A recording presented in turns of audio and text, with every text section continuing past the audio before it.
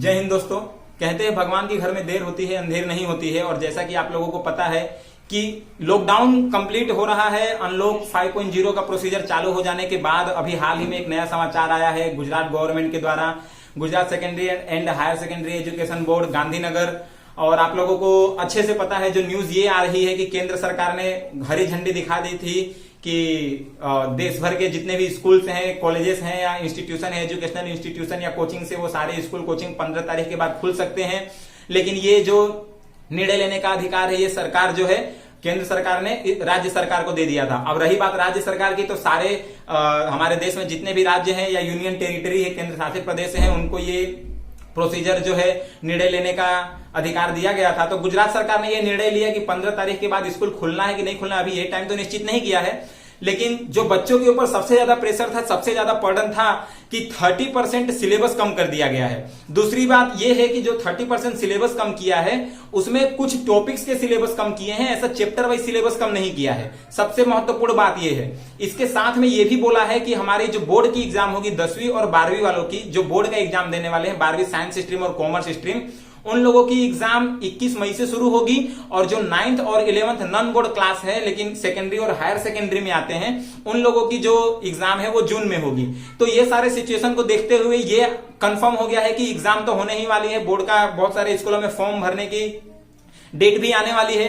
तो ऐसे सिचुएशन को देखते हुए आप लोगों को एसओपी जारी किया है, मतलब स्टैंडर्ड ऑपरेशन प्रोसीजर होता है किसी भी रिस्क वाले काम में को हैंडल करने के लिए, उसके साथ फेस ऑफ करने के लिए एसओपी जारी किया जाता है।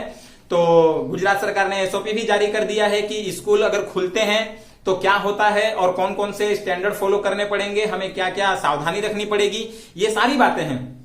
अब यहां पर मैं आप लोगों के सामने ये मेन चीज जो बताने वाला हूं कि ये किस हद तक सही है जो गुजरात सरकार ने निर्णय लिया है। आपको पता है गुजरात सरकार में जो गुजरात राज्य के शिक्षा मंत्री है भूपेंद्र सिंह चुड़ासमा जी कल यानी 5 तारीख को लाइव आए थे और आज 6 तारीख को मैं आप लोगों के सामने पेश हो रहा हूं। तो लाइव में उन्होंने बताया लाइव सेशन में कि जो भी 30% सिलेबस कम होंगे उसमें टीचर्स को सब कुछ पढ़ाना है। टीचर्स जो पढ़ाने के लिए हैं उनको पढ़ाना सब कुछ है, लेकिन एग्जाम में सब कुछ नहीं आने वाला है। 30% जो सिलेबस कम हुआ है टॉपिक वाइज, उसमें से जो महत्वपूर्ण मुद्दे हैं सिर्फ उन्हीं मुद्दों में से परीक्षा में सवाल पूछे जाने वाले हैं। और जिन मुद्दों को हटा दिया गया है, जिन टॉपिक को सिलेबस से निकाल दिया गया है, वो सिलेबस या उस टॉपिक में से बच्चों को क्वेश्चन नहीं पूछे जाएंगे। ठीक है। और इसमें एक चीज और, ये सबसे बड़ी बात यह है कि जो टॉपिक्स हटाए गए हैं वो सिर्फ एग्जाम में नहीं पूछे जाएंगे, लेकिन टीचरों को बच्चों को पढ़ाना है तो आपको सिलेबस जो है वो पूरा कंप्लीट करवाया जाएगा। अभी तक हमारे पास सबसे बड़ी प्रॉब्लम थी कि टाइम नहीं था, लेकिन अब हमारे पास टाइम है। हर साल एग्जाम फरवरी के एंडिंग में या मार्च के स्टार्टिंग में शुरू हो जाती थी, लेकिन इस बार हमको अप्रैल मई 2 महीना एक्स्ट्रा टाइम मिल रहा है और साथ में 30% सिलेबस भी कम हो रहा है। मैं मानता हूं कि कुछ बच्चे ऑनलाइन क्लास नहीं अटेंड कर रहे हैं और ऑनलाइन क्लास में बहुत बच्चे नहीं पढ़ पाते हैं, किसी के पास एंड्रॉइड मोबाइल नहीं है, टेक्नोलॉजी का अभाव है, समझते हैं। लेकिन स्कूल चालू होने के बाद भी हमें इतना टाइम मिल रहा है कि हम अच्छे से पढ़ाई कर सकें। अच्छा, किस हद तक ये बच्चों के लिए सही है और किस हद तक सही नहीं है,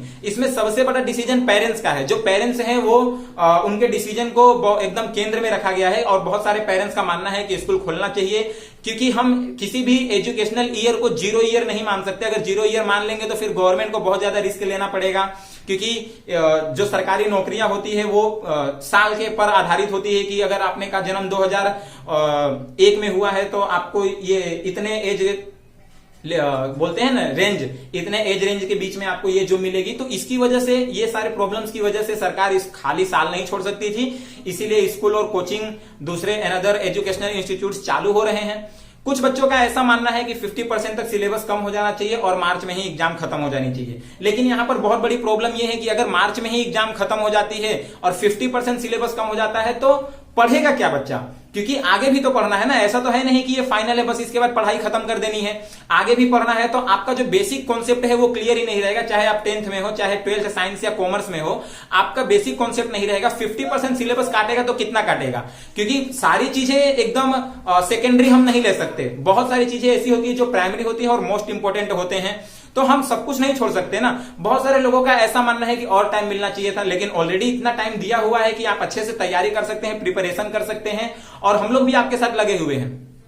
पेरेंट्स का और जो बाकी भी जो कमेटी बनाई हुई थी, ये कमेटी के द्वारा ये निर्णय लिया गया है, जो गुजरात सरकार के द्वारा बनाई गई थी। अच्छा, इसमें एक चीज और मेंशन है कि जो स्कूल चालू होंगे, कोचिंग चालू होंगे, तो जो बच्चे जाएंगे या जो भी टीचर्स होंगे उनको मतलब एक एक मिनट तक इस बात का ध्यान रखना पड़ेगा कि उनका जो मास्क है वो उनके मुंह पर लगे रहना चाहिए। सारे स्टैंडर्ड ऑपरेशन प्रोसीजर फॉलो करने पड़ेंगे।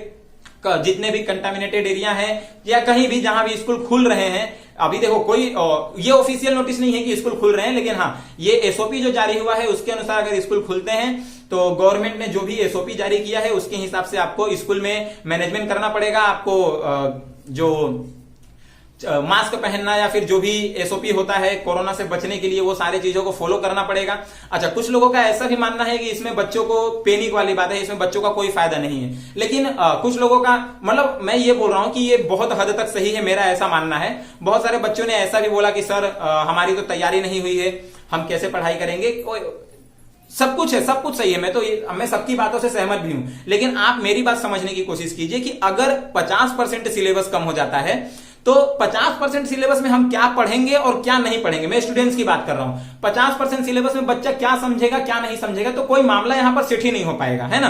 और दूसरी बात, स्कूल कॉलेज अगर चालू होते हैं, कोचिंग इंस्टीट्यूट्स ओपन होते हैं, तो गवर्नमेंट ने ऐसा भी बोला है कि शुरुआत के 2 से 3 वीक आप बच्चों का मूल्यांकन नहीं करना है, मतलब बच्चों के रिजल्ट्स को नहीं देखना है, उनको पढ़ाई करानी है। 2 से 3 वीक के बाद धीरे धीरे बच्चों के मूल्यांकन को आप देख सकते हो, या वो आगे का जो भी उनका टेस्ट लेना हो या दूसरे अनदर कुछ प्रोसेस करने हो, वो सारी चीजें तब हम कर सकते हैं, ठीक है। अच्छा, दूसरी बात, स्कूल अगर अच्छा एसओपी में ये भी बताया गया है कि अभी हाल ही में देखो नजदीक में बहुत सारे बड़े बड़े त्योहार हैं भारतीय सनातन हिंदू धर्म के, या और भी दूसरे त्योहार है, धर्म की बात नहीं करना चाहिए, लेकिन मैं बोल रहा हूं दिवाली त्योहार आ रहा है, फिर दिवाली के जो छुट्टी मिलने वाली है इसको भी लेकर फिर असमंजस बना रहेगा। वैसे मुझे ऐसा लगता है कि दिवाली की कोई छुट्टी नहीं मिलने वाली है, क्योंकि छुट्टी अगर देते हैं तो फिर से बहुत सारा टाइम वेस्ट होने वाला है।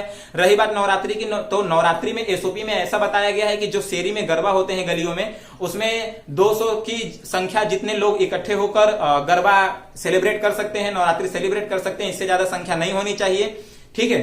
तो 15 तारीख अब बहुत ज्यादा दूर नहीं है, 17 तारीख से नवरात्रि भी है, ठीक है। और मई महीने में आप लोगों की एग्जाम भी होने वाली है, 10वीं और 12वीं वालों की, तो एकदम ताबड़तोड़ तैयारी करनी है। इससे रिलेटेड जो भी इंफॉर्मेशन मेरे को मिलेगी वो इंफॉर्मेशन मैं आप लोगों से जरूर शेयर करूंगा। और ताबड़तोड़ तैयारी करने के साथ साथ इस बात का ध्यान रखना कि इस साल का रिजल्ट बेहतरीन लाया जा सकता है। अगर एक एक स्टूडेंट्स और एक एक टीचर्स अपनी रिस्पॉन्सिबिलिटी समझता है तो ये साल का भी रिजल्ट बहुत अच्छा जाने वाला है।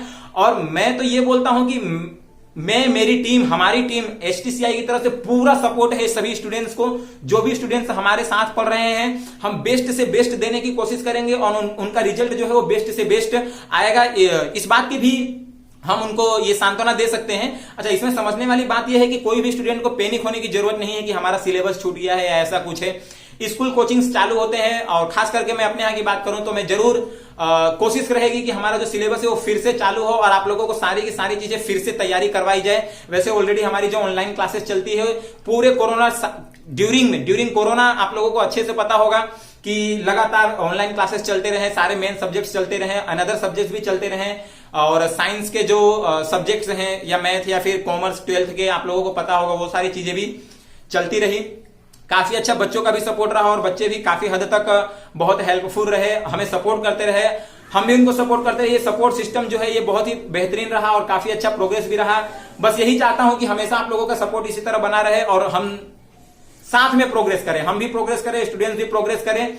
और प्रार्थना है ईश्वर से, आशा करता हूं कि आप सभी लोग अपने जो मुकाम है उसको हासिल करें। और इस कोरोना लॉकडाउन में बहुत सारे लोगों का टाइम जो है प्रोडक्टिव रहा, बहुत सारे लोगों ने टाइम वेस्ट किया। तो जिन लोगों ने भी टाइम वेस्ट किया उन लोगों के लिए तो यही है कि कोरोना खराब है, लेकिन जिन लोगों के लिए टाइम प्रोडक्टिव रहा वो लोग अपने समय का काफी अच्छा यूज किए। बहुत सारे ऐसे बच्चे हैं जिनके लिए तो बहुत अच्छा रहा कि कोरोना लॉकडाउन रहा और उसकी वजह से उन्हें टाइम मैनेजमेंट करने का अच्छा मौका मिला, वो अच्छी पढ़ाई कर पाए। सो मेरा मानना यही है कि जो एसओपी अभी आया है या फिर जो निर्णय अभी गुजरात सरकार के द्वारा लिया गया है शिक्षा को लेकर कि ये एग्जाम जो है मई में होगा और नॉन बोर्ड वालों का एग्जाम जो है जून में होगा, और दूसरा जो है कि ये बोला गया है जो टाइम बढ़ाया गया या सिलेबस को कम किया गया 30% जितना सिलेबस, ये भी बहुत अच्छी चीज है और ये बेहद हद तक सही है। और काफी सारे बच्चों को तो मैं ये भी बोलूंगा जो भी इसके अलावा अगर कोई सोच रखते हैं या टीचर्स भी जो इसके अलावा सोच रखते हैं तो इसमें कोई गलत बात नहीं है। अगर सिलेबस 50% कम होता है तो फिर बच्चा कुछ पढ़ ही नहीं पाएगा, और हमारा मकसद होता है कि बच्चा ज्यादा से ज्यादा या अच्छा से अच्छा पढ़े। सो इस बात का ध्यान रखना है। मिलेंगे नेक्स्ट वीडियो में, तब तक के लिए जय हिंद। और इस बात का ख्याल रखना कि अनदर कोई भी इंफॉर्मेशन अगर आता है, कोई भी रिगार्डिंग इसके रिगार्डिंग स्कूल खुलने के रिगार्डिंग, तो आपको इंफॉर्मेशन शेयर किया जाएगा। आपको पता ही है ऑलरेडी दूसरे भी सोशल मीडिया साइट्स जो है हमारे, व्हाट्सएप है, इंस्टाग्राम है, उस पर भी हम लोगों ने आपको इन्फॉर्मेशन दे रखी है। सारे सब्जेक्ट्स की तैयारी हमारे यहाँ करवाई जाती है, हमसे जुड़े रहिए। और कोई भी सब्जेक्ट्स की तैयारी करने के लिए हमें कांटेक्ट करते रहिए। हमारे सोशल मीडिया के साइट्स पे आप कांटेक्ट कर सकते हैं। मिलेंगे नेक्स्ट वीडियो में, तब तक के लिए जय हिंद। अपना ख्याल रखना, घर पर रहना, सुरक्षित रहना। जय हिंद।